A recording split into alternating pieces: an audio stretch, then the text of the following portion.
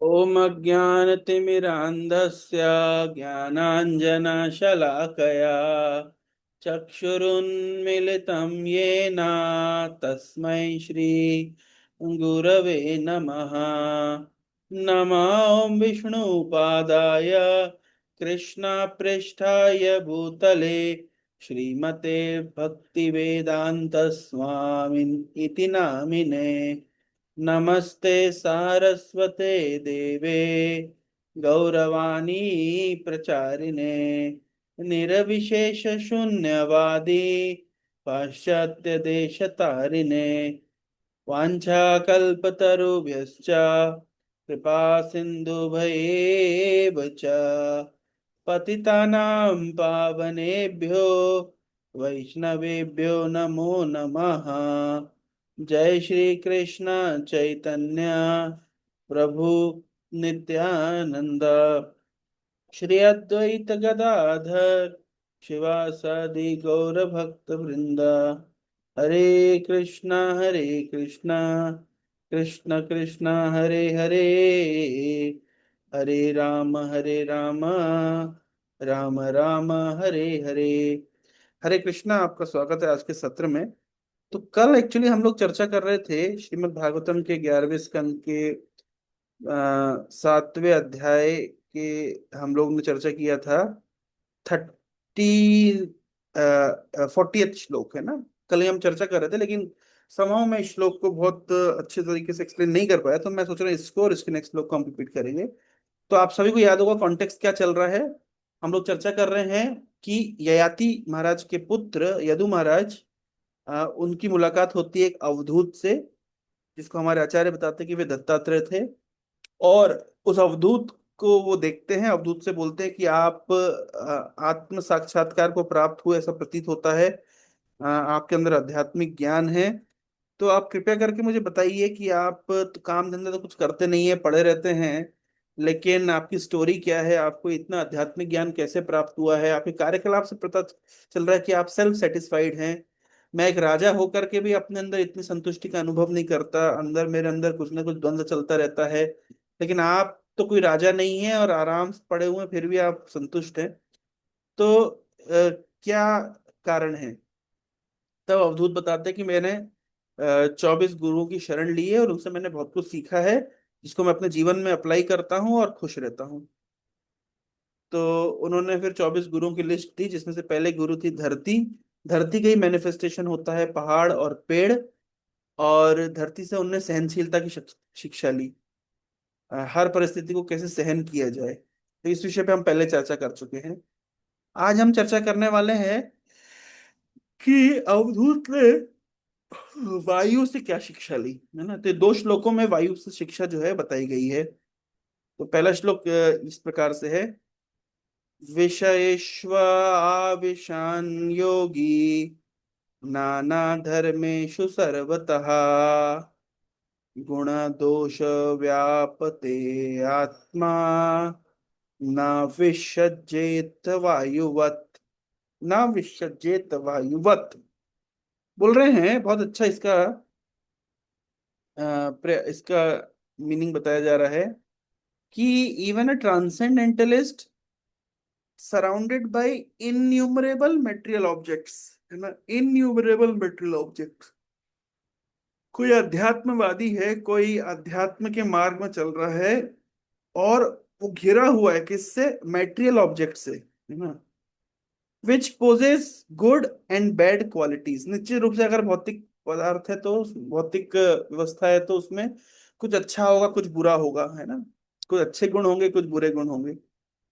However, one who has transcended material good and evil should not become entangled even when in contact with material objects. तो भौतिक वस्तु या भौतिक परिस्थिति या भौतिक संग के प्रभाव से एक अध्यात्मवादी प्रभावित नहीं होता। वो हमेशा उससे ऊपर की अवस्था में रहता है, ट्रांसेंडेंटल रहता है। ये शिक्षा किससे लेनी चाहिए, तो विंड से लेनी चाहिए, वायु से लेनी चाहिए। ना विसज्जेत वायुवित, वायुवत। तो यहाँ के ट्रांसलेशन में हम कल पढ़ रहे थे, the wind is the external manifestation of air whereas प्राणा इज द इंटरनल मैनिफेस्टेशन। तो दो प्रकार की वायु है, एक वायु बाहर की वायु है जिसको विंड कहते हैं, एक अंदर की वायु उसको प्राण कहते हैं। और भी कई प्रकार की वायु होती है, जैसे जो ग्रह अपने अपने नक्षत्रों में स्थित रहते हैं, वैदिक शास्त्र बताते हैं कि वो विभिन्न प्रकार की वायुओं के द्वारा, ये वायु वैसी वायु नहीं है जो बहती है हमारे आकाश में, है ना, अंतर है। तो बोल रहे हैं when the wind passes over waterfall it carries sprinkles of clear water and thus becomes most refreshing. है ना, जब वायु एक वाटरफॉल के ऊपर से जाती है तो क्या करती है, वाटरफॉल के पार्टिकल्स को ग्रहण कर लेती है और रिफ्रेशिंग बना देती है एनवायरनमेंट को। Sometimes the wind blows through beautiful forest carrying the fragrances of fruits and flowers. कभी जंगल के ऊपर से गुजरती है तो फ्रूट्स एंड फ्लावर्स की खुशबू लेके चलती है, कभी धरती के ऊपर से गुजरती धरती की खुशबू को लेके चलती है। And other time the wind में fuel a fire that burns the same forest. कभी कभी वही वायु उसी जंगल में आग लगा देती है। The wind, however, being fixed in its own nature, remains neutral in both auspicious and inauspicious activities। ये बड़ी इंटरेस्टिंग बात है। देखिए क्या बताना चाह रहे हैं यहाँ पे, बताने का तात्पर्य क्या है कि वायु जिसे हाँ, वायु क्या होती है, अटैच नहीं होती है। वो जिस स्थान पे होती है, जैसा जिस स्थान पे होती है उसके गुणों को कुछ देर के लिए स्वीकार करती है, और फिर उसके बाद लेकिन उसको अपने आप से आइडेंटिफाई नहीं करती। जैसे उदाहरण के तौर पर एक अध्यात्मवादी जानता है कि मेरी रियल आइडेंटिटी है कि मैं आत्मा हूं और मुझे ये शरीर प्राप्त हुआ है। अब ये जो पुरुष का शरीर प्राप्त हुआ है, मनुष्य का शरीर प्राप्त हुआ है, भारतीय शरीर प्राप्त हुआ है, हिंदू शरीर प्राप्त हुआ है, किसी जाति या वर्ण विशेष में शरीर प्राप्त हुआ है, किसी उड़ीसा का शरीर हो सकता है, मध्य प्रदेश का शरीर हो सकता है, पंजाब का शरीर हो सकता है ना।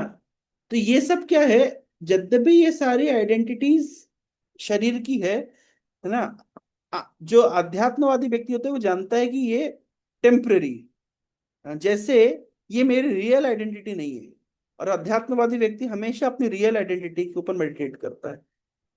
जैसे वायु जब सुगंधित वस्तु के ऊपर से निकलती तो सुगंध को कैरी करती है, जब दुर्गंधित वस्तु की तरफ जाती है तो दुर्गंध को कैरी कर लेती है। लेकिन वायु न्यूट्रल है, केवल कुछ समय के लिए उसने उन क्वालिटीज को कैरी किया है, लेकिन उससे लिप्त नहीं हुई है। लिप्त नहीं हुई मतलब उससे अटैच नहीं है। अटैच नहीं है मतलब सुगंधित स्थान पे गई तो सुगंध को पकड़ लिया, दुर्गंधित स्थान को दुर्गंध को पकड़ लिया, बाद में दोनों को छोड़ दिया। जंगल से गई तो जंगल की खुशबू को स्वीकार कर लिया, और नहीं तो बाद में उसी जंगल को आग लगा दी। कोई मतलब कहने का तात्पर्य क्या है कि अटैच्ड नहीं है। कई बार क्या होता है, जैसे मान लीजिए हम कुछ पढ़ाई करते हैं, है ना, मैं रिसेंटली ऐसा हुआ, एक व्यक्ति के संपर्क में मैं आया, तो वो बहुत ज्यादा एग्जाम की तैयारी कर रहा था। तो क्योंकि सरकारी एग्जाम की तैयारी करते हैं तो बहुत सारी सरकारी नीतियां पढ़नी पड़ती है, और संविधान पढ़ना पड़ता है, और बहुत कुछ पढ़ना पड़ता है। तो उसने बहुत कुछ पढ़ा, लेकिन सब कुछ पढ़ के वो सब चीज उसके दिमाग पे चढ़ गया। दिमाग पे चढ़ गया मतलब अटैच्ड हो गया। अटैच्ड हो गया मतलब अब नॉर्मल बातचीत नहीं करेंगे, अब बातचीत केवल उसी आधार पे होगी जो चीजें उन्होंने किताबों में पढ़ा है। तो कहने का तात्पर्य क्या है, जैसे उस व्यक्ति क्या होता है ना, कोई व्यक्ति को जैसे मान लीजिए हम बोलते हैं कि आप कृष्ण भक्ति करिए, तो तुरंत जवाब देता है अरे मेरे को तो परिवार की जिम्मेदारी लेनी है, मैं परिवार में बड़ा लड़का हूँ, मुझे परिवार के बारे में सोचना है, मुझे माता पिता के बारे में सोचना है। मैंने एक बार एक घटना हुई है, मैंने एक बच्चे को बोला तुम दो चार माला जप कर सकते हो, तुम्हें समय है? बोले प्रभु जी मैं नहीं कर सकता हूँ माला जप, मुझे परिवार की जिम्मेदारी लेनी है। And he is too obsessed with पारिवारिक जिम्मेदारी। जैसे पता नहीं चार माला आधा घंटा जप कर लेगा तो परिवार पता नहीं क्या ही हो जाएगा। ये सब क्या है, ये ऑब्सेशन जो होता है ना, इसका मतलब क्या है कि व्यक्ति अपनी वास्तविक आइडेंटिटी को खो करके बाहरी आइडेंटिटी में इतना एंग्रॉस एनग्रेव्ड हो गया है, इतना फंस गया है, हाँ, कि अब वो अपनी वास्तविक पहचान को खो चुका है। हर व्यक्ति, कोई व्यक्ति को कोई ऊंची पदवी मिल जाती है तो वो इतना ऑब्सेस्ड हो जाता है। कभी एक आईएएस ऑफिसर, हम कई बार होता है हम आईएएस ऑफिसर जाते हैं, वो हमको डांट लगा देता है किसी किसी चीज में। हुआ है मेरे साथ इस तरीके से, इतनी बदतमीजी से बात करता है। एक आईएएस ऑफिसर तो मुझे यही बोल दिया, हाँ, भुवनेश्वर का कलेक्टर, अभी रिसेंट कलेक्टर, एक बार मैं उससे मिलने के लिए गया, वो इतना मतलब उसको चढ़ गई थी, हाँ, कि मैंने उसको कुछ बताने का प्रयास कर रहा हूँ, मैं हम्बली मैं उससे बात कर रहा हूँ तो बोल रहा है आप मुझे ज्ञान कैसे दे सकते हैं? हाँ, और क्या कहते हैं, इतना ही अगर आपको एक्सपीरियंस और नॉलेज, तो आप क्यों नहीं यूपीएससी निकाल के आईएएस बन गए? ये यंग आईएएस है, नया नया आईएएस बना है ना, 2 4 5 साल हुए हैं, तो अभी अपने आप को समझ रहा है कि मेरे को इस तरह चैलेंज करके वो बोल रहे हैं कि क्या कहते हैं, अगर तुमको इतना ही ज्ञान है तो तुम आप क्यों नहीं आईएएस निकाल लेते हैं? मतलब उसको आईएएस निकालने का वो दिमाग पे चढ़ गया है ना। कभी कभी इस तरह होता है। हाँ, कोई व्यक्ति को कोई ऊंची पदवी प्राप्त होती है, पोजीशन प्राप्त होती है, अपने आप को पोजीशन से ही आइडेंटिफाई करता है। हाँ, यहाँ पे क्या शिक्षा लेनी है विंड से, वायु से क्या शिक्षा लेनी है, कि कहीं से भी गुजरो आप, कुछ समय के लिए अपेरेंटली ऐसा लग रहा है कि भाई वायु ने उस जगह के गुणों को स्वीकार कर लिया, लेकिन वायु वायु में स्थित है। अपेरेंटली लग रहा है कि हाँ भैया कोई व्यक्ति ऊंची पदवी पे बैठा है, नीची पदवी पे बैठा है, और जिस स्थिति में है उसने उसको स्वीकार किया, लेकिन अंदर से उसको कोई असर नहीं पड़ता।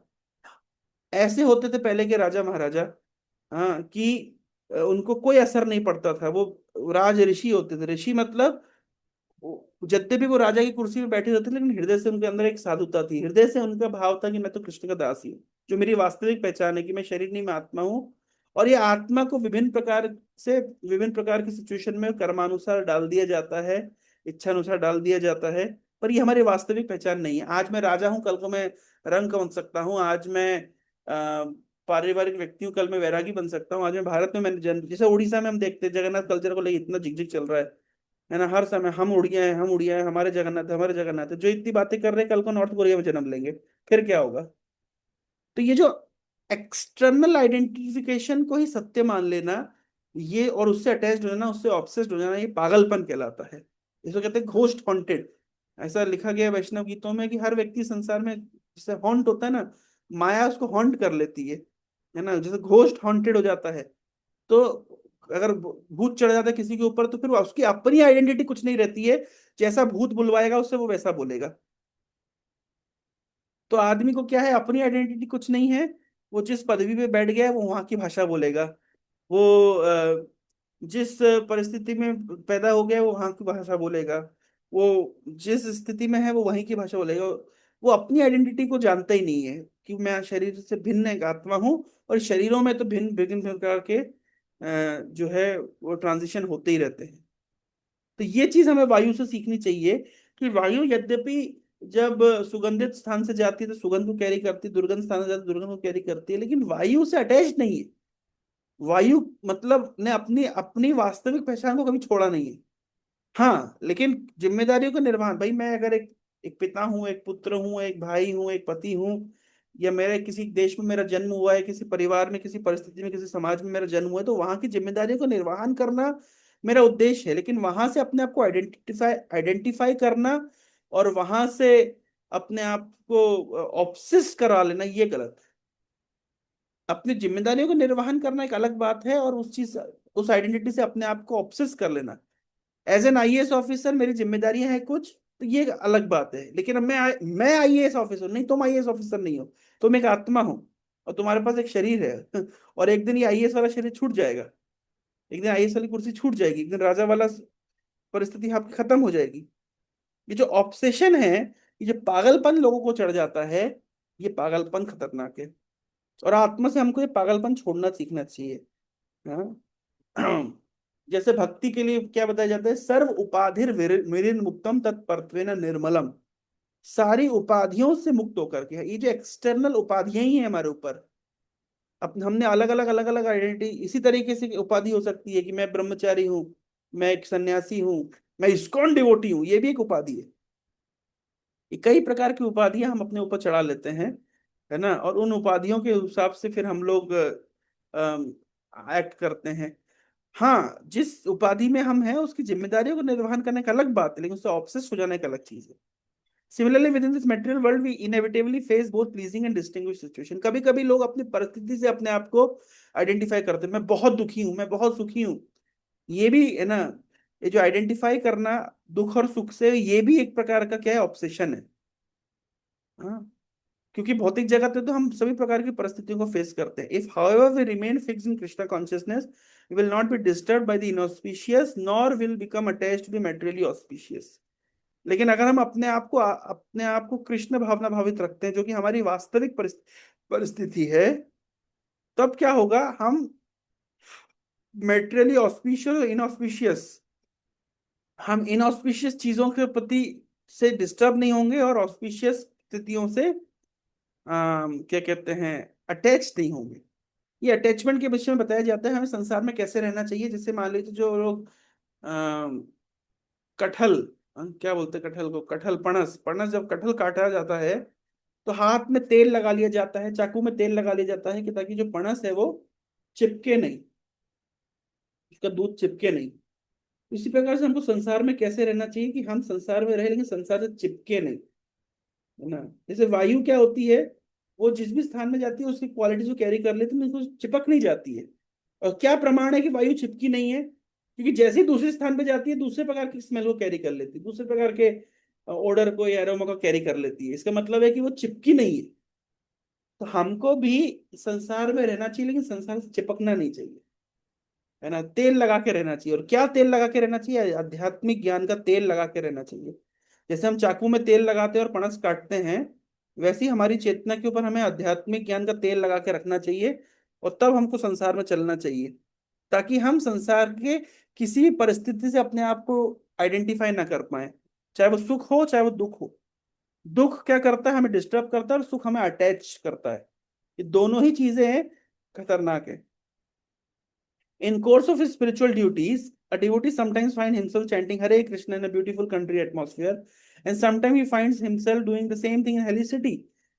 भाई जो भक्त है उसको जप करना है तो शहर के अंदर भी जप कर सकता है, जो कि बहुत नारकीय पॉल्यूशन से भरा हुआ, जिसका AQI बहुत हाई हो। और या तो फिर कंट्री साइड में, गांव में किसी पेड़ के नीचे बैठ के भी जप कर सकता है, लेकिन उसका उद्देश्य जप करना है। ना तो वो कंट्री साइड की स्थिति से डिस्टर्ब होता है, सॉरी, ना तो वो हेलिश सिटी से डिस्टर्ब होता है, ना ही वो कंट्री साइड के एनवायरनमेंट से अटैच होता है।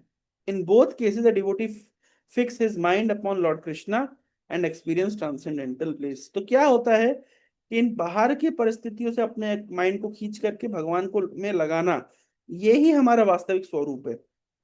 Although the wind passes through the most dark and forbidding places, the wind is not frightened or disturbed. अब जो हवा होती है वो डरावनी जगह से भी जाती है, शमशान घाट के ऊपर से जाती है, कब्रिस्तान के ऊपर से जाती है, कि डर जाती है, क्या ना मना करती, नहीं मैं नहीं जाऊंगी, वो डर गई, नहीं, डिस्टर्ब नहीं होती। Similarly devotee of lord Krishna should never be fearful और anxious even when in the most difficult situation. कितनी अच्छी शिक्षा मिल रही है कि जैसे वायुवत, कि जैसे वायु हर करीबी किसी भी परिस्थिति में जाती है, अपनी आइडेंटिटी को कैरी करके लेके जाती है और किसी भी परिस्थिति में डिस्टर्ब नहीं होती, उसी प्रकार से एक भक्त, कृष्ण का भक्त आ, भगवान का ना कुतश्चन न बिभ्यति, स्वर्ग अवर्ग नरकेशोपि तुल्यार्थ दर्शन। तो स्वर्ग नरक कहीं पे भी भगवान का भक्त जाता है तो वहां की किसी परिस्थिति से डिस्टर्ब नहीं होता है। हाँ, ना इधर वो बुरी परिस्थिति से डिस्टर्ब होता है, ना ही अच्छी परिस्थिति से अटैच होता है, हर जगह अपने सेवा को कंटिन्यू करता है। One who is attached to materially pleasing forms, tastes, smells, and sounds and touches will also be repelled by the opposite in each category. कितनी अच्छी लाइन लिखी है कि जहां अटैचमेंट है वहां एवर्जन होगा ही होगा। अटैचमेंट और एवर्जन एक ही सिक्के के दो पहलू हैं। अगर मैं किसी एक वस्तु के प्रति अटैच हूं तो दूसरे वस्तु के प्रति मेरा अवर्जन होगा। और चाणक्य पंडित तो ये कहते हैं कि यस्य स्नेहो भयम तस्य, अटैचमेंट ही दुख लेके आता है। जितना मात्रा में हमारा अटैचमेंट होगा उतनी मात्रा में हम दुख का अनुभव करेंगे। तो वायु से क्या सीखना चाहिए, डिटैच्ड कैसे रहें। Thus, finding himself surrounded by innumerable good and bad things, a materialist is constantly disturbed. एक एक भौतिकवादी व्यक्ति जो अपनी वास्तविक पहचान को खो चुका है और उसने भारी पहचान को ही अपनी वास्तविक पहचान बना लिया है, ऑब्सेस्ड हो गया है अपनी पोजीशन से, पावर से, अपनी परिस्थिति से, इस प्रकार का व्यक्ति हमेशा भयभीत रहता है, डरा हुआ रहता है, डिस्टर्ब रहता है। क्योंकि जिन चीजों से वो अपने आप को आइडेंटिफाई कर रहा है उसको ये पता होता है बैक ऑफ द माइंड कि एक दिन मुझसे ये चीजें छीन ली जाएगी। हम देखते हैं कि जो पॉलिटिशियंस होते हैं जब इलेक्शन का समय आता है कितना डिस्टर्ब हो जाते हैं, क्यों?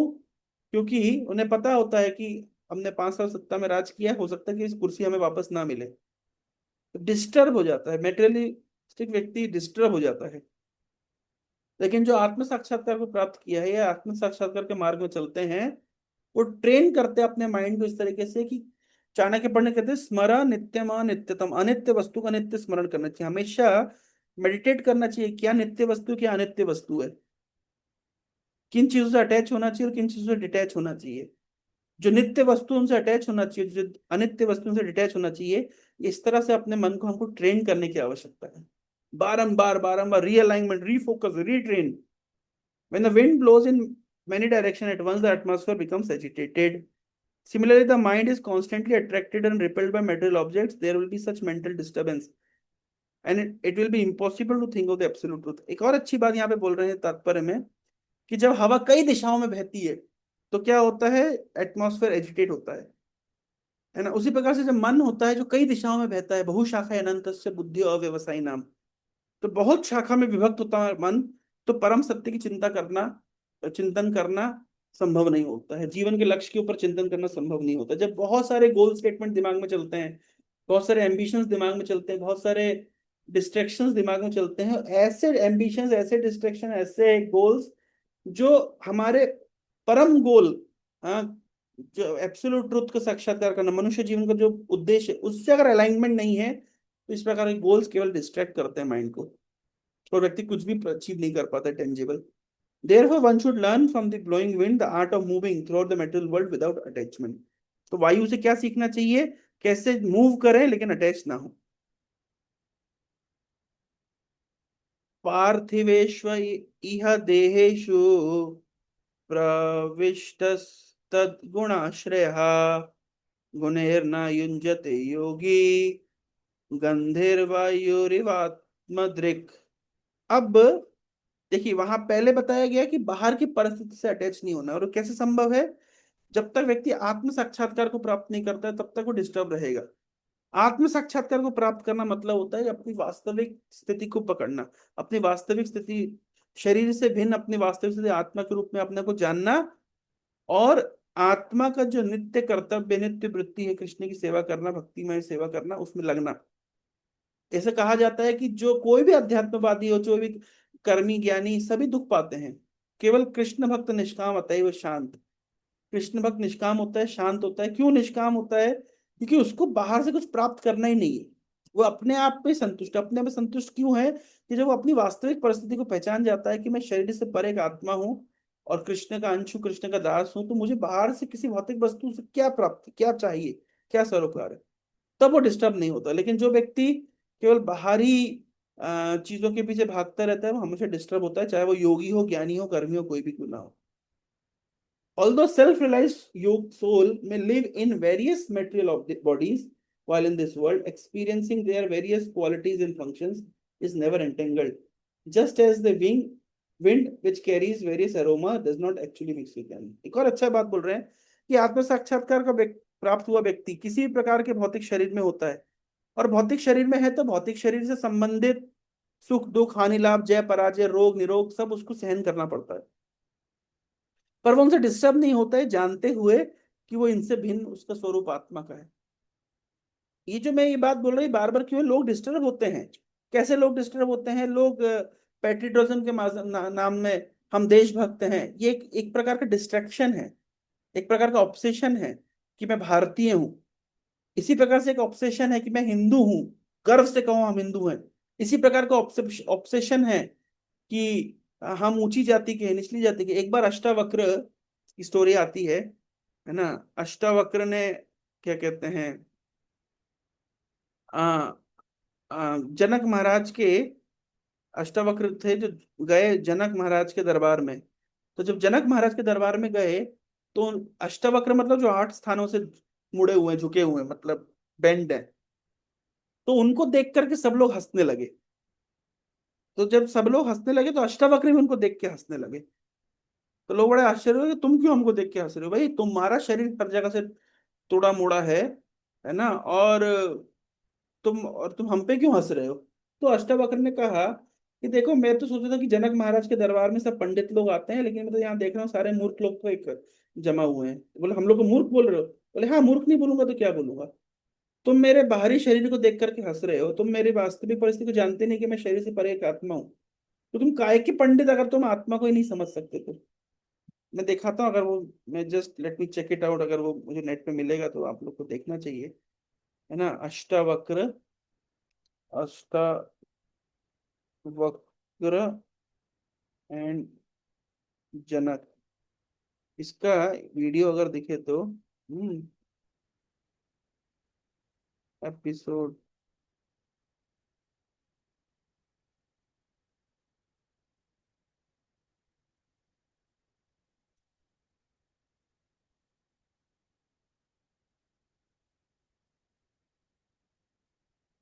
जो पहले वो आता था ना, क्या कहते हैं, एक सीरियल आता था, कहते हैं उपनिषद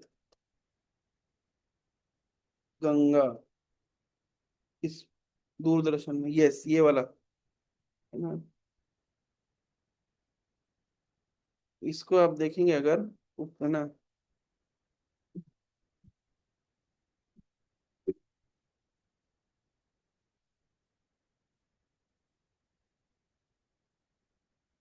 अपने पिता की गोद में बैठा देखकर उसका हाथ पकड़, यदि मैं बंदी से पराजित हुआ, उसने मुझे बनाया और संहार कैसे करता है ही नहीं है,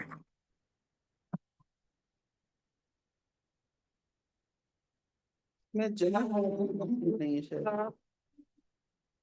कोई और है, चिलित क्यों हो जाता है। ये जनक महाराज वाला सीन नहीं लग रहा। एनीवे।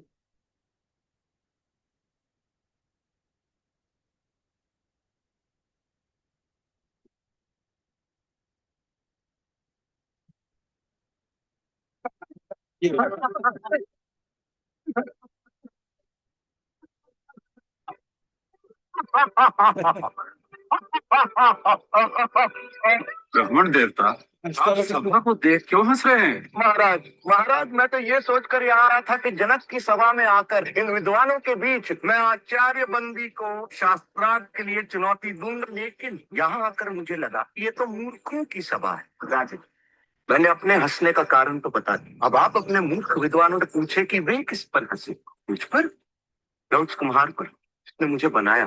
पूछो किस पर हंसे ये सब। ब्राह्मण कुमार, मुझे और मेरे दरबारियों के ज्ञान के लिए क्षमा करें। तो इस तरीके से अष्टावक्र, है ना, जनक महाराज की सभा में जाके चैलेंज करते कि तुम शरीर के ऊपर हंस रहे हो या आत्मा के ऊपर हंस रहे हो। कि आत्मा तो सबकी एक जैसी है, और शरीर तो देखो बहुत पंच पदार्थ का बना है जो कि मुझसे भिन्न है। तो हंसने की आवश्यकता क्या है। तो, है ना, तो जो आत्म साक्षात्कार को प्राप्त व्यक्ति है, वो कभी भी, है ना, बाहरी उससे आकृष्ट नहीं होता है। ये एक बहुत बड़ी इंपॉर्टेंट शिक्षा है जिसको हमको, यही तो हमारी बेसिक ट्रेनिंग है। प्रभुपाद जी अपने प्रवचनों में बारंबार बारंबार शरीर और आत्मा के ऊपर भेद बताते रहते हैं। क्यों बताते रहते हैं। प्रभुपाद जी, किसी ने कहा कि स्वामी जी आप हर समय शरीर आत्मा ही क्यों बोलते हैं, तो प्रभुपाद जी कहते हैं आपको समझ आ गया क्या। नहीं समझ आया ना। तो कई बार क्या होता है, हम शरीर आत्मा की चर्चा छोड़ करके सीधे हम कृष्ण भक्ति और, है ना, राधा रानी की कृपा की बातें करने लगते हैं। लेकिन हमको समझने की आवश्यकता है कि पहले, जब तक हम शरीर बंधन में है, जब तक हम लोग आत्मा के रूप में अपने आइडेंटिटी को हम नहीं समझते हैं, ये बड़ी बड़ी बातें करने को फायदा नहीं है। Although we experience the wind as fragrant or foul, depending on its aromas it carries, the wind does not, in fact, change its actual nature. Similarly, although we regard a particular person strong or weak, intelligent or retarded, beautiful or homely, good or bad, the pure spirit soul, who is the actual person, does not really possess any of these qualities of the body, but is merely covered by them, just as the wind is covered by different aromas. जैसे वायु विभिन्न प्रकार के aroma से cover हो जाती है ना, जैसे उसी प्रकार से जो आत्मा है वो विभिन्न प्रकार के शरीरों से कवर होती है, लेकिन वो आत्मा की उसकी रियल आइडेंटिटी नहीं है। Thus, a Krishna conscious person is always aware that he is different from the temporary body. He experiences the various transformation of bodies, childhood, adolescence, adulthood, old age.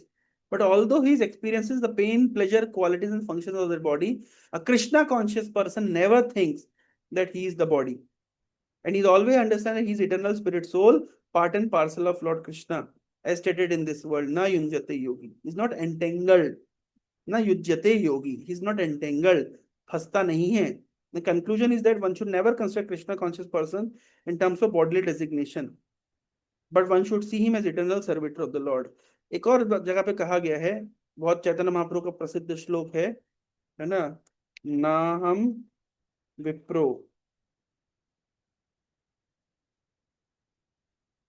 चैतन्य चरितामृत में लिखा गया है हमारी वास्तविक आइडेंटिटी क्या है? ना हम विप्रो न च नरपतिर् नापि वैश्यो न शूद्रो ना हम वर्णि न च गृहपति न वनस्थो यतिर्वा किंतु प्रोद्यन निखिल परमानंदन पूर्णामृताब्देर गोपी भर्तु पद कमलयोर दास दासानुदास। तो बोले ना हम विप्र में ब्राह्मण नहीं हूं, न च नरपति में कोई क्षत्रिय नहीं, राजा नहीं हूं, ना भी वैश्य, ना ही वैश्य हूं, ना शूद्र, ना शूद्र हूं। चारों वर्णों से मेरा कोई सरोकार नहीं है। ना हम वर्णी न च गृहपति, है ना हम वर्णी, मैं किसी भी कास्ट का नहीं हूँ, ब्रह्मचारी गृहस्थ वानप्रस्थ संन्यास कुछ भी नहीं हूँ। हाँ, ना हम वर्णी न च गृहपति, है ना, मैं ब्रह्मचारी नहीं हूँ, मैं गृहपति। हाँ, और यहाँ पे बहुत अच्छा लिखा है, वर्णी मतलब बिलोंगिंग टू एनी कास्ट, ना हम वर्णी में किसी कास्ट का नहीं हूँ, यानी मैं ब्रह्मचारी हूँ भी नहीं हूँ। क्यों नहीं हूँ? क्योंकि ब्रह्मचारी किसी भी कास्ट का हो सकता है, तो मैं ब्रह्मचारी भी नहीं हूँ। ना च गृहपति, मैं गृहपति भी नहीं हूँ, गृहस्थ नहीं हूँ। ना वनस्तो, ना ही मैं वानप्रस्थ हूँ, यतिर्वा या ही सन्यासी हूँ। हो कौन आप भैया? किंतु प्रोद्यन निखिल परमानंद पूर्णामृत अब्धेर गोपी भर्तुपद कमलयो दासानु दास। लेकिन मेरी वास्तविक स्थिति क्या है कि जो पूर्ण परम आनंद पूर्ण अमृत अब्धे, है ना, सभी प्रकार के परम आनंद से पूर्ण जो जो अमृत के क्या कहते हैं सागर हैं, वे भगवान गोपी भर्तु, गोपियों के पालन करता भगवान का मैं क्या हूँ? उनके चरणों का पद कमल हो, दास दास अनुदास, उनके चरणों का दास दास दास, दासों का दास हूं मैं। ये है मेरी रियल आइडेंटिटी, है ना। तो ये हमें जानना चाहिए हमारी वास्तविक आइडेंटिटी क्या है। और ऐसा भी कहा गया है कि वैष्णवेरा जातिर बुद्धि, किसी वैष्णव किसी जाति का समझना कि ये फलाना वैष्णव है, भारतीय वैष्णव है, अमेरिकी वैष्णव, विदेशी वैष्णव, विदेशी वैष्णव है, उड़िया वैष्णव, बंगाली वैष्णव, ये सब क्या है? ये सब एक प्रकार नारकीय बुद्धि है, आइडेंटिफाई करना शरीर से, है ना, वैष्णवता को आइडेंटिफाई करना। तो हर हर जीव का वास्तविक आइडेंटिटी आइडेंटिटी शरीर से परे उसकी आत्मा है। और यही हमारी पहली शिक्षा है जो श्रील प्रभुपाद जी हमको सिखाते हैं, जो भगवत गीता में भगवान कृष्ण हमको बताते हैं। और हमें उस उस कॉन्शियसनेस में स्थित होने की आवश्यकता है। और इसलिए हम किसी भी परिस्थिति से हम क्या होना चाहिए? डिटैच होना चाहिए, अटैच नहीं होना चाहिए। ये जानते हुए कि हम शरीर से परे हमारी वास्तविक आइडेंटिटी एक आत्मा की है। हरे कृष्ण। श्री प्रभुपाद की जय। ये शिक्षा में कहाँ से मिल रही है? विंड से मिल रही है कि विंड मूव करती रहती है लेकिन ना इधर डिस्टर्ब होती है ना और अटैच होती है ना। किसी भी समय के लिए कुछ क्वालिटीज को स्वीकार करती है लेकिन उससे अपने आप को आइडेंटिफाई नहीं करती, ऑब्सेस नहीं करती है ना। हम विभिन्न प्रकार के शरीरों में या विभिन्न एक शरीर में विभिन्न प्रकार के रोल्स को स्वीकार करते हैं, पर हम वो रोल नहीं है ना। हम उसको स्वीकार करते हैं प्रैक्टिकल पर्पसेस के लिए, काम करने के लिए, कार्य चलाने के लिए, लेकिन वो हमारी रियल आइडेंटिटी नहीं है, ऐसा हमें स्थिति समझना चाहिए। हरे कृष्ण। श्री प्रभुपाद की जय। यदि सुख से अटैच होता है वो दुख से क्या बोले प्रभु जी? सुख से अटैच होता है, दुख से डिस्टर्ब होता है। तो डिस्टर्ब होना और अटैच होना, ये दोनों ही एक ही सिक्के के दो पहलू हैं, है ना। प्लीजिंग सिचुएशन से व्यक्ति अटैच होता है और डिसप्लीजिंग सिचुएशन से व्यक्ति डिस्टर्ब होता है। तो अगर कोई चीज से हम डिस्टर्ब हो रहे हैं, वो डिस्टरबेंस होना भी एक प्रकार का अटैचमेंट है। उदाहरण देता हूं मैं आपको। जैसे मान लीजिए एक बार की बात है, शिल प्रभुपाद जी के पास उनके शिष्य परम पूज्य भक्ति तीर्थ महाराज, जब वो नए नए ज्वाइन किए थे, तो वो गए। एक्चुअली भक्ति तीर्थ महाराज अफ्रीकन अमेरिकन है, उनका जन्म अमेरिका में हुआ है लेकिन उनके जो रूट्स हैं वो अफ्रीका से। और उस समय बहुत रंग भेद चलता था, अपार्थाइड कहते हैं जिसको, है ना, काले और गोरों के बीच में भेद चलता था। एक बस में गोरे लोग आगे बैठेंगे, काले लोग पीछे बैठेंगे। हाँ, दोनों का बैठने की जगह पार्क में अलग होगी। स्कूल में काले लोग पीछे बैठेंगे, गोरे लोग आगे बैठेंगे। और यहाँ तक कि अगर पानी पीने के प्याऊ दोनों के अलग होते थे, यहाँ तक कि मतलब टॉयलेट्स दोनों के अलग होते थे। तो इस प्रकार से भेद चलता था। तो जब नया नया कृष्णा कॉन्शियसनेस मूवमेंट अमेरिका में स्प्रेड कर रहा था और रूपा जी के कई सेंटर्स वहां पे खुले थे, तो किसी एक मंदिर में भक्ति तीर्थ महाराज ज्वाइन करने के लिए आए थे। और वहां पे जो भक्त थे उन लोगों ने देखा इनको, और वो देख करके उनका माइंड में, क्योंकि उनका पुराना ऑब्सेशन है, पुराना उनका संस्कार ऐसा है, तो नहीं अफ्रीकन अमेरिकन देख करके उनके साथ भेदभाव किया, है ना। तो जब प्रोपा जी से पहली बार भक्ति तीर्थ महाराज मिले तो कहते, स्वामी जी मैं तो सोचता था कि आपकी सोसाइटी आत्मा का ज्ञान देती है, लेकिन आपकी सोसाइटी में भी क्या है, ये रंग भेद है, अपार्थेड है, ये भेदभाव होता है ना, क्योंकि मेरे साथ ये भेदभाव हुआ है और मैं इस कारण से डिस्टर्ब हुआ हूँ। तो प्रोपा जी कहते हैं कि जो लोग भेदभाव कर रहे हैं वो तो गलत है ही है ना, वो लोग तो पागल है, उन लोगों को तो आध्यात्मिक ज्ञान नहीं है, इसलिए वो डिस्टर्ब कर रहे हैं आपको, वो भेदभाव कर रहे हैं, लेकिन आपको भी आध्यात्मिक ज्ञान नहीं है जिसके कारण आप डिस्टर्ब हो रहे हैं। अगर आपको किसी ने बोल दिया कि अरे तुम तो काले हो, तो अगर आप आत्म साक्षात्कार में स्थित हो तो आपको क्या होना चाहिए, आपको बोलना समझना चाहिए कि मैं शरीर थोड़ी ना हूं, मैं तो आत्मा हूँ। तो आपको डिस्टर्ब नहीं होना चाहिए, बोल रहा हो काला किसी को, मुझे तो नहीं बोल रहा कि मैं तो काला नहीं हूं, मैं तो गोरा नहीं हूं, मैं तो आत्मा हूँ। जैसे अष्टावक्र, अष्टावक्र के ऊपर उसको सामने वाला व्यक्ति हंस दिया तो अष्टावक्र भी हंस दिया। अष्टावक्र, तुम हंस रहे हो, तुम किस पे हंस रहे हो, शरीर पे हंस रहे हो, मैं तुम पे हंस रहा हूँ कि तुम शरीर तक ही देख पाए, उसके परे तुम आत्मा को नहीं देख पाए। तो कोई व्यक्ति अगर डिस्टर्ब हो रहा है, इसका अर्थ क्या है, इसका अर्थ है कि उसके अंदर वो भी अपने आप को काला समझ रहा है तो डिस्टर्ब हो रहा है। तो भक्तिसिद्ध महाराज को प्रभुपाद जी डांट लगाए, बोले तुम भी तो अध्यात्म ज्ञान तुम्हारा जीरो है, तुम डिस्टर्ब हो रहे हो, मतलब तुम अपने आप को शरीर समझ रहे हो, तुम आत्मा नहीं समझ रहे हो। अगर तुम अपने आप को आत्मा समझ रहे होते तो क्या तुम्हें फर्क पड़ता कोई तुम्हें काला बोले, गोरा बोले, मोटा बोले, पतला बोले। और प्रभु ये बात फैक्ट है कि हम सब एक्चुअली ऑब्सेस्ड हैं। हम बाहरी आइडेंटिफिकेशन से कोई हमको ग्लोरीफाई करता है तो हम तुरंत खुश हो जाते हैं, कोई हमको निंदा करता है हम तुरंत दुखी हो जाते हैं, नाराज हो जाते हैं। कोई हमारे शरीर को लेकर के टिप्पणी करता है, हमारे स्वभाव को, स्वरूप को लेकर हम अपने आप को आत्मा के स्तर पर क्या रख पाते हैं। और अध्यात्म का मतलब ही होता है कि अपने आप को आत्मा की परिस्थिति से देखना। और पूरे संसार में सारी समस्या चली क्यों रही है, शारीरिक चेतना के कारण। हिटलर ने 60 लाख जूइश को मारा, क्योंकि जू जू परिवार में जन्म लिया है, जूइश है, शरीर को देख रहा है, इसलिए वो गरा है, बुरा है, उसको मारा जाएगा। भारत में भी तो हम इस तरह कर रहे हैं, उड़ीसा में हम नहीं कर रहे हैं कि हम उड़िया हैं, जगन्नाथ हमारे हैं। ये शरीर आइडेंटिफिकेशन है, हम ऊंची जात के हैं, हम निचले जात के हैं। ये सब ये जो आइडेंटिफिकेशन है, एक्सटर्नल आइडेंटिफिकेशन है, हिंदू मुस्लिम क्रिश्चियन, ये सब इसी कारण तो पूरे समाज में झगड़ा चल रहा है, पूरे समाज में अराजकता फैली, पूरे समाज में दुख है, केवल बॉडीली आइडेंटिफिकेशन के कारण। हर चीज बॉडीली आइडेंटिफिकेशन के कारण सब डिस्टरबेंस चल रहा है, इसलिए आध्यात्म। और जबकि बॉडीली आइडेंटिफिकेशन भगवत गीता की पहली शिक्षा है। लोग कहते हैं गीता हमारा ग्रंथ है, हम हिंदुओं का ग्रंथ है गीता। अरे भाई, गीता तो पहली बात ही कह रही है कि हम हिंदू नहीं है, हम आत्मा है। तो पहली शिक्षा, गीता पकड़ करके कितने लोग गीता को समझ रहे हैं। भगवान कृष्ण ने पहले जब अर्जुन को शिक्षा दी तो सबसे पहले शिक्षा शरीर और आत्मा की दी है। अर्जुन का कहना था कि मैं अपने दादाजी को कैसे मारूंगा, कृष्ण का कहना है कि तुम नहीं मारोगे तो वैसे ही समय के साथ मर जाएंगे वो, तो एनीवे मरने ही वाले हैं। उल्टा मरेंगे, मारोगे, मरेंगे, जल्दी मरेंगे तो उनको नया शरीर अच्छा प्राप्त हो कम से कम, कि ये शरीर तो बड़ा ही परेशान कर रहा है, बुढ़ापे का शरीर है। तो पहला ज्ञान भगवान आत्मा का दे रहे हैं। और प्रभुपाद जी के 99% प्रवचन है, प्रभुपाद जी आत्मा के ऊपर बात करते हैं, क्योंकि सारे समाज की समस्या ही है कि हम शरीर से परे आत्मा है, इस बात का बोध ना होना। हम डिस्टर्ब क्यों होते हैं, हम डिस्टर्ब इसलिए होते हैं कि हम अपनी आइडेंटिटी एज आत्मा भूलते हैं, हम अपना कर्तव्य एज अनात्मा भूलते हैं, और हम बाहरी चीजों से अटैच हो जाते हैं, और इसलिए हम परेशान रहते हैं। तो ये जो आध्यात्म ज्ञान व्यक्ति को स्टेबल करने के लिए, उसको अपनी वास्तविक आइडेंटिटी का बोध कराने के लिए, तो ये चीज हमें किससे सीखना चाहिए, वायु से सीखना चाहिए। किसी परिस्थिति ऑब्सेस नहीं होना। मैं देखा लोग ऑब्सेस्ड हो जाते हैं छोटी छोटी परिस्थिति को लेकर के, मानसिक तनाव को लेकर के, मेरा मन डिस्टर्ब कर रहा है, मैं डिस्टर्ब हूं। तुम डिस्टर्ब नहीं हो, तुम्हारा मन इमेज क्रिएट कर रहा है डिस्टर्बेंस।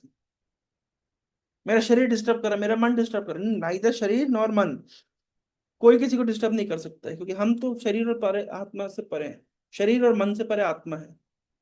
ये जो शिक्षा है, इस चीज का क्या बोलते, कल्टीवेशन करना कृष्ण भावनामृत है। आध्यात्मिक मार्ग में चलना मतलब इस चीज को कल्टीवेट करना, ये कोई मान लेने की बात नहीं है, ये ग्रेजुअली हमें कल्टीवेट करने की आवश्यकता है कि कैसे बाहर के आइडेंटिफिकेशन से डिस्टर्ब ना हो करके अपनी वास्तविक परिस्थिति में रहते हुए अपने, मुक्ति का अर्थ ही होता है हित्वा अन्यथा रूपम स्वरूपेण व्यवस्थिति। हित्वा अन्यथा रूपम, बाहर के जितने रूप हमने चला लिए, जितने चेहरे हमने मुखौटे बना लिए, सारे मुखौटों को निकाल के फेंकना चाहिए और वास्तविक स्थिति में रहना चाहिए। वास्तविक स्थिति हमारी क्या है? जीवेर स्वरूप है कृष्णेर नित्यदास। भगवान गीता में कह रहे हैं ममेव अंशो जीव लोके जीव भूता सनातनः, जीव मेरा सनातन अंश है। ये हमारी वास्तविक पहचान है। गीता हमें हमारी वास्तविक पहचान का बोध कराती है।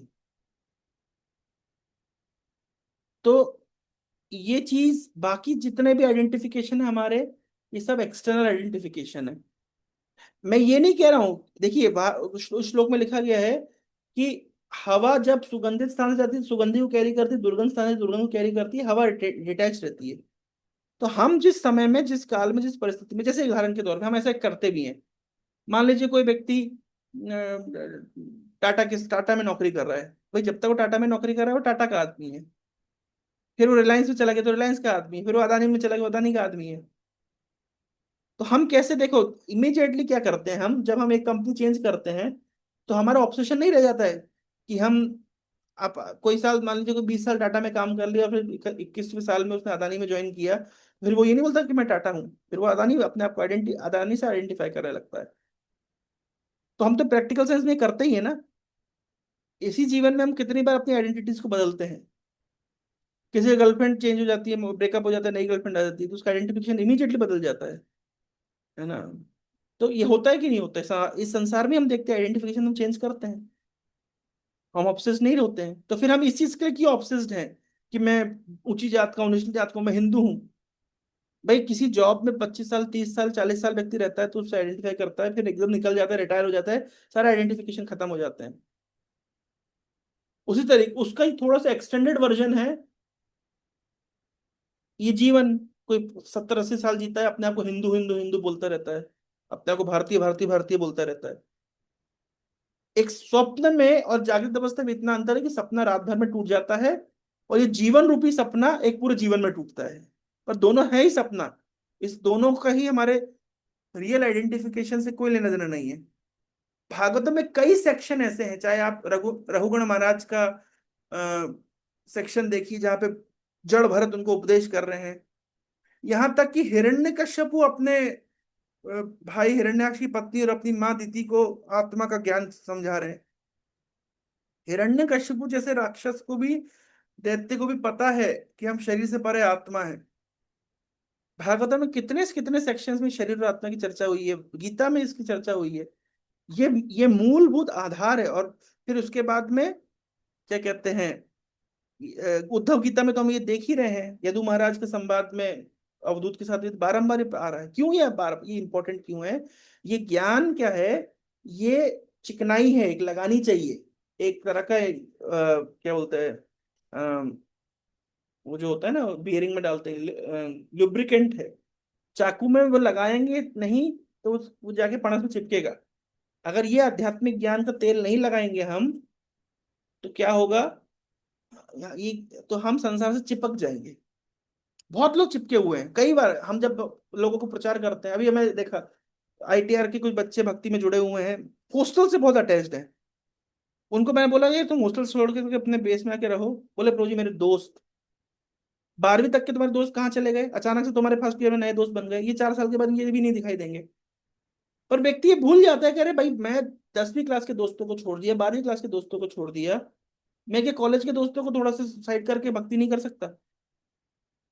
क्यों नहीं कर पा रहा व्यक्ति? कारण क्या है उसका?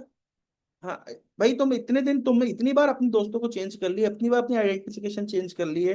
तुम पहले किसी और दोस्त के साथ अपने आप को आइडेंटिफाई करते थे, आज तुम किसी और दोस्त के साथ अपने आप को आइडेंटिफाई कर रहे हो। तो तुम कितनी बार हम जीवन में परिवर्तन लाते हैं, और खुद परिवर्तन नहीं लाओगे तो परिस्थिति समय परिवर्तन ले आएगा। आज जिन दोस्तों को तुम सबसे ज्यादा महत्व दे रहे हो, कल उनके साथ हो सकता है सालों साल, अब मेरे कॉलेज के दोस्त 10 साल से उनसे बात नहीं हुई है, तो क्या जिंदगी उनकी रुक गई कि मेरी रुक गई? किसी की रुकती है? तो ये सब आइडेंटिफिकेशन है। किसी का परिवार नहीं रुकता है, किसी का समाज नहीं रुकता है, किसी की दोस्ती यारी नहीं रुकती है, चीजें नहीं रुकती, चलती रहती हैं। हम ये केवल सोचते हैं कि हम चीजों को चला रहे हैं, ये हमारा फॉल्स आइडेंटिफिकेशन है। प्रोपा जी कहते हैं ना कि बड़े बड़े राजनीतिक आए और वो सोचते थे कि हम देश चला रहे हैं, उनके जाने के बाद देश चल रहा है, बढ़िया चल रहा है, ज्यादा अच्छा चल रहा है। तो ये सब जो फॉल्स आइडेंटिफिकेशन है कि मैं अगर स्ट्रेस नहीं लूंगा तो दुनिया कैसे चलेगी, ये सब क्या है, ये जो अटैचमेंट है ये खतरनाक अटैचमेंट है। यही माया है, इसी को माया कहते हैं। एक घोड़े के ऊपर एक आदमी बैठ के जा रहा था, और उसके घोड़े के ऊपर कुछ वजन बैग भी रखा था, 20-25 किलो का बैग भी रखा था, तो आदमी भी था, बैग भी था। तो आदमी ने सोचा घोड़े को बहुत कष्ट हो रहा होगा, तो आदमी ने क्या किया, वो तो खुद घोड़े के ऊपर बैठा रहा, लेकिन जो बैग है वो अपने सिर के ऊपर रख लिया, कहीं घोड़े को कष्ट ना हो। क्या लगता है, घोड़े को कष्ट नहीं होगा? अरे तो वही तो बैग घोड़े के ऊपर से, घोड़े की पीठ से उठा के अपने सिर के ऊपर रख लिया, घोड़े के ऊपर वजन तो सेम ही है ना। तो केवल ये जो एक्सटर्नल आइडेंटिटीज को हम अपने ऊपर कैरी कर लेते हैं, सोचते हैं कि इससे समाज में कुछ कल्याण हो जाएगा। जिस बात ऐसी है कि कल्याण हो या ना हो वो सब ठीक है, लेकिन हमें देखना चाहिए कि मेरे आइडेंटिफिकेशन कितने प्रैक्टिकल है। मैं अपने आप को कॉलेज में अपने आप को फ्रेंड्स के साथ आइडेंटिफाई कर रहा हूँ, जिनके साथ कुछ साल के बाद, 1-2 साल के बाद में एनीवे बिछड़ा होने ही वाला है। तो क्यों मैं अभी उसको रेस्ट्रिक्ट करके अपने आप को मैं नए भक्तों के साथ में दोस्ती क्यों नहीं डेवलप करता? क्यों फिर मैं बेस में शिफ्ट नहीं होता? मैं देखता हूँ लोग नहीं होते। मैं एग्जांपल दे रहा हूँ, ऐसे अलग अलग एग्जांपल है। व्यक्ति अपने आप को, है ना, आप लोग किसी से बोलिए कि भाई आप भक्ति करिए, तो बोलते मैं पास बहुत टाइम, बिल्कुल टाइम नहीं है, मैं अपने प्रोफेशन में बिजी हूँ। अरे तुम प्रोफेशन में अपने आप को केवल प्रोफेशन से आइडेंटिफाई करो, मैं फलानी कंपनी का नौकर हूँ, मेरे पास भी कुछ समय नहीं, मैं उस कंपनी का काम देखता हूँ, मैं उसी के लिए ऑब्सेस्ड हूँ। अरे तुमने पूरा जिंदगी निकाल दी उस कंपनी के लिए, तुमने अपने लिए क्या हासिल किया? तुम्हारी वास्तविक पहचान तो तुम शरीर से परे एक आत्मा की थी। उस आत्मा की दृष्टि से तुमने क्या हासिल किया? तुम सपने में राजा बन गए, कि सपने में तुम करोड़पति बन गए, कि सपने में तुम कंपनी के वाइस प्रेसिडेंट बन गए, प्रेसिडेंट बन गए, तुम सीईओ बन गए, कुछ भी बन गए, नींद खुलने के बाद तो तुम वही हो जो हो। तो जैसे एक स्वप्न है, छोटा सा, एक रात 6 घंटे में 2-3 घंटे के लिए सपना रहता है, आप जागते हैं, वो सपना खत्म हो जाता है, आपकी नींद खत्म, आपका सपना खत्म, वैसे ही ये जीवन है। जैसे सपने में हम कई प्रकार के आइडेंटिटीज अपने आप, हम राजा बन जाते हैं, कभी कभी आपने देखा होगा सपने में हम हवाई जहाज में उड़ते हैं, सपने में हम शक्तिमान बन जाते हैं, इधर उड़ते हैं उधर उड़ते हैं। रियल में उठ के जाके हमारे अंदर उड़ने की कोई क्षमता है ही नहीं। सपने में तो हम अच्छा उड़ रहे थे। तो कोई व्यक्ति अगर अपने आप को सपने की उड़ान से आइडेंटिफाई कर ले कि मैं शक्तिमान हूं, तो क्या वो सच में उसकी आइडेंटिटी है? इसको कहते हैं आइडेंटिटी क्राइसिस। संसार में 99% लोग आइडेंटिटी क्राइसिस में जी रहे हैं, जिसके कारण दुख और दर्द है। तो अपनी आइडेंटिटी को जानने के लिए प्रयास तो करे कोई व्यक्ति, कोई तो बुद्धिमान व्यक्ति बने। अथा तो ब्रह्म जिज्ञासा, मनुष्य शरीर प्राप्त किया तो अपनी आइडेंटिटी को जानना चाहिए। ये शिक्षा हमें श्रीमद् भागवतम के इन चैप्टर से बार बार बार बार मिलती है, और बार बार उसको पढ़ना चाहिए। इससे क्या होता है कि जैसे जब डिस्टर्बिंग सिचुएशन आती है ना, तो हमें बहुत ज्यादा असर नहीं करती है। क्यों नहीं असर करती है? हम जानते कि यार जो कुछ भी हो रहा है कर्मानुसार, स्वभाव अनुसार जो कुछ भी हो रहा है ना, उससे मेरा कुछ भी लेना देना नहीं है। I am aloof. तो सहनशीलता बढ़ जाती है व्यक्ति की। आध्यात्मिक ज्ञान व्यक्ति को सहनशील बनाने में, अपने मन और इंद्रियों के वेग को सहन करने में, बाहर की परिस्थितियों के वेग को सहन करने में मदद करता है। इसलिए आध्यात्मिक ज्ञान को हमको बारंबार बारंबार क्या करना चाहिए, उसको सुनना चाहिए, पढ़ना चाहिए। आप उद्धव गीता को अगर आप बारंबार पढ़ेंगे तो इतना हृदय में आपके एक प्रकार का वैराग्य आएगा। वैराग्य का अर्थ ये नहीं कि आप अपनी जिम्मेदारियों से भाग जाएंगे, लेकिन वैराग्य का अर्थ है कि आप डिस्टर्ब नहीं होंगे अनप्लेजेंट सिचुएशन से, और आप अटैच नहीं होंगे प्लीजिंग सिचुएशन से। ये इंपॉर्टेंट। ठीक है प्रभु, बहुत बहुत धन्यवाद। हरे श्री प्रभुपाद। प्रभु जी, 3 नंबर अध्याय में क्या है प्रभु? क्या? जो बोले श्रीमद् भागवतम के 3 नंबर चैप्टर, 3 नंबर? चैप्टर में क्या है प्रभु जी बोले? 3 नंबर? वो अटैच के बारे में। नहीं नहीं, मैंने कहा बारंबार ही बताया गया भागवतम में। जैसे अच्छा। 3 3 नंबर नहीं, कई चैप्टर्स में बता रहा हूं मैं। जैसे रघुगण महाराज और भरत महाराज, जड़ भरत का संवाद, हिरण्यकश्यप का संवाद कई प्रार्थनाओं में, स्तुतियों में शरीर आत्मा के ऊपर बारंबार बोला गया है, कितनी जगह बोला गया है। उद्धव गीता में बोला गया है ना, वो भगवत गीता में बोला गया है। ये बारंबार अपनी आइडेंटिटी को, रियल आइडेंटिटी को जानने के लिए कई बार ऐसे सेक्शंस मिलते हैं हमको भागवतम में, है ना। इसको बारंबार पढ़ना चाहिए। तो उद्धव गीता सेपरेट है क्या हाँ, भागवतम से? उद्धव गीता सेपरेट है नहीं नहीं, वो, यही मतलब सेक्शन भागवत। को उद्धव गीता कहते हैं जो हम पढ़ रहे हैं। भगवान अच्छा। कृष्ण ने उद्धव को उपदेश दिए, उसमें से पहला सेक्शन ये है कि भगवान कृष्ण ने उद्धव को बता रहे हैं कि एक बार यदु महाराज की मुलाकात अवधूत से हुई, उनके बीच में ये संवाद हुआ, अच्छा। है ना। तो ऐसे भगवान कृष्ण कई उपदेश दे रहे हैं 11th कैंटो में। तो भगवान कृष्ण ने अर्जुन को जो गीता का उपदेश, जिसको भगवत गीता कहते हैं, और भगवत गीता महाभारत का पाठ है। और भगवान कृष्ण ने जो उद्धव को उपदेश दिए, उसको उद्धव गीता कहते हैं, जो कि भागवतम के 11th कैंटो में आता है। और जी। भगवत गीता से ज्यादा बृहद, मतलब ज्यादा इलेबरेट जो है, वो एक्सप्लेनेशंस हैं उद्धव गीता में। बहुत सारी चीजें कवर करी है भगवान ने उद्धव गीता में। ये पूरा सेक्शन उद्धव गीता का कहलाता है, जिसमें से एक पार्ट है यदु और अवधूत का संवाद, जो कौन बता रहे हैं? कृष्ण बता रहे हैं उद्धव को कि एक बार की बात है, उद्धव यदु महाराज मिले थे अवधूत से, और ये उनके बीच में बातचीत हुई ना। तो उसको पढ़ना बहुत इंटरेस्टिंग सेक्शन है, उसको पढ़ना बहुत कुछ सीखने को मिलता है। सबसे अच्छी बात यह है कि एक विजन मिल जाता है जीवन को, आंखों को देखने के लिए, कि कोई किन चीजों से अटैच होना है, किन चीजों से अपने आप को अलूफ रखना है, सोबर कैसे बनना है, धीर कैसे बनना है। ये शिक्षा हमें इन सेक्शन से मिलती है ना। कैसे अपने जीवन में धीरता को, सोबेरिटी को डेवलप करना है। सोबर पर्सन क्या होता है? वो जैसे मान लीजिए दो लोग होते हैं ना, थोड़ी सी सफलता मिलती है फूले नहीं समाते हैं, थोड़ी सी दुख होता है तो बिल्कुल ही डिस्टर्ब हो जाते हैं। इसका मतलब उनके जीवन में सोबेरिटी की कमी है। जरा सी सफलता में अहंकारी बन जाएंगे, कुप्पा जैसा फूल जाएंगे। एक बार मैं इंदौर में बुक डिस्ट्रीब्यूशन कर रहा था, एक ट्रेन में घुस गया, तो एक बच्चे को बुक दिखाई, वो बच्चे मेरे से बोला, do you know who am I am an IITN। इतना उसको, अभी अभी नए नए IIT में चढ़ा है, तो उसके दिमाग में IIT चढ़ गया कि मैं IITN हूँ, मुझे ये सब किताबों की जरूरत नहीं है, मैं कितनी किताब पढ़ के IIT में पहुंचा, ये क्या किताब पढ़ूंगा, अच्छी। ये उसकी भावना थी। IIT से मतलब बिल्कुल उसको कुप्पे ऐसा फैला। अब मंत्री लोग को देखिए, है ना, पोजीशन पा जाते हैं, पॉलिटिक्स में आ जाते हैं, नेता बन जाते हैं, भाव नहीं देते दूसरे लोग को, अहंकार में फूलते हैं। भूल गए कि मैं भी वही हाड़ मांस का बना हुआ शरीर है मेरा, मैं भी वही आत्मा हूँ। कर्मानुसार, भाग्यानुसार मुझे वो प्राप्त हो गई कुर्सी, एक दिन छीन छीन भी जाएगी। जो व्यक्ति ये जानता है कि जिन चीजों मेरे से छिन जाएगी, तो कभी उसमें प्राउड नहीं होता है। इसी प्रकार से कोई ब्रह्मचारी है, इसका ये भी अहंकार, मैं ब्रह्मचारी हूँ, ये भी प्राइड है। बहुत अच्छा ब्रह्मचारी हूँ, ये भी प्राइड है। तो ये जो प्राइड कब आती है व्यक्ति को? जब व्यक्ति अपने आप को एक्सटर्नल चीजों से आइडेंटिफाई करता है, तब प्राइड आती है।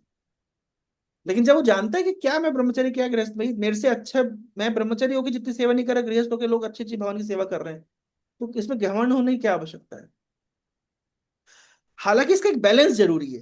क्या बैलेंस जरूरी है? कि हम, मतलब हम ऐसा नहीं कि हम एक्सटर्नल आइडेंटिफिकेशन, अब भाई आप कहीं गए हैं, आपसे पासपोर्ट पूछ रहे हैं, आपकी नेशनलिटी क्या है, बोले मैं आत्मा हूँ, अरे ये थोड़ा ना चलेगा। प्रैक्टिकल पर्पस के लिए तो आपको लिखना पड़ेगा कि मैं इंडियन हूँ, कि मैं हिंदू हूँ, कि मैं किस जाति का हूँ, तो दैट इज डिफरेंट थिंग। पर वो अपने दिमाग में चढ़ा लेना, जैसे मान लीजिए किताब पढ़ना, एग्जाम देना, एग्जाम देने के लिए कुछ पढ़ना, और उसको अपने जीवन में उतार लेना, दो अंतर चीज, अलग चीजें। लोग यूपीएससी की तैयारी करते हैं, IAS बनते हैं, है ना, बहुत सारा नास्तिकवाद किताबों में पढ़ते हैं, बहुत कुछ ऐसा पढ़ते हैं, क्योंकि आप यूपीएससी किताबें देखें, उसमें नास्तिकवाद अधिक से अधिक है, कि भाई धरती कैसे बनी, जीवन कैसे आया, ये सब जो नास्तिक सिद्धांत में बताया गया, भगवान भगवान नहीं होते हैं, ये सब विज्ञान से हो गया। विज्ञान का मानना है ऐसा, विज्ञान का लोग पढ़ते हैं।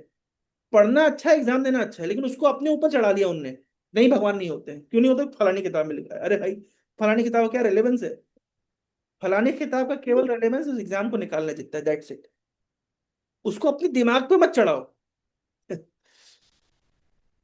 तो लोग क्या है, चीजों को अपने दिमाग पे चढ़ा लेते हैं, और वो क्या कहलाते हैं, जैसे हॉन्टेड कहलाते हैं ना, जैसे भूत लग गया, पागल हो जाते हैं, ऑब्सेस्ड हो जाते हैं। कोई पोजीशन, कोई पावर, कोई सफलता, कोई विफलता, कोई प्लीजिंग सिचुएशन, कोई अनप्लेजेंट सिचुएशन, ये सब क्या होता है, व्यक्ति को ऑब्सेशन डाल देता है। ये ऑब्सेशन से जो निकलता है वही सोबर कहलाता है। सोबर का मतलब होता है जिसका खुद का थॉट प्रोसेस है, जो सोचता है, विचार करता है और अपनी आइडेंटिटी में स्थित रहता है, ये है सोबेरिटी। और जो दूसरों की आइडेंटिटी द्वारा, मान लीजिए मेरा कोई दोस्त बन गया जो बहुत धनी व्यक्ति, अब मैं घमंड पा जाऊंगा, क्यों मेरा धनी व्यक्ति मेरा दोस्त है, एक पावरफुल इन्फ्लुएंशियल व्यक्ति मेरा दोस्त है। कोई रिश्तेदार अगर मंत्री मंत्री बन गया तो तुरंत हम कहीं पे खड़े होते हैं, तुरंत फोन लगा के बताते हैं, अभी लगाता हूँ मंत्री जी को फोन लगाता हूँ, अभी बताता हूँ, चीफ मिनिस्टर बात कराता हूँ। ये जो ऑब्सेशन चढ़ जाता है व्यक्ति को, ये क्या है? इसका ये अज्ञानता है। इसको साधुओं ने अज्ञानता माना है, इसको शास्त्रों ने अज्ञानता माना है। ये किसी भी प्रकार का जो ऑब्सेशन है, ये अज्ञानता है। एक ही ऑब्सेशन अच्छा है कि मैं कृष्ण का नित्य दास हूं, मैं शरीर से परे आत्मा हूं। ये ज्ञान है, बाकी सब अज्ञान है। और व्यक्ति अज्ञानता में रमण कर रहा है। एक बार ब्रह्मा जी जाके बोलते हैं इंद्र को, जिसको श्राप मिला था, वो सुअर बन गए थे, तो ब्रह्मा जी ने समझाया कि इंद्र देखो, तुम इंद्र हो, तुम सुअर नहीं हो। तो वो सुअर समझ ही नहीं पा रहा है कि मैं इंद्र हूँ। ब्रह्मा जी ने कहा कि भाई स्वर्ग चलो, वहां बहुत सुख है। तो सुअर बोल रहा है कि मैं क्या, मैं तो मलमूत्र खाता हूँ और नाले में रहता हूँ, स्वर्ग में नाला मिलेगा क्या, मलमूत्र मिलेगा क्या? ब्रह्मा जी का नहीं, स्वर्ग में नहीं मिला। बोले फिर मुझे नहीं जाना। That means Indira has forgotten himself that he is Indira, and he उसने, उन्होंने क्या किया, एक एक्सटर्नल आइडेंटिफिकेशन कर लिया कि मैं सुअर हूँ।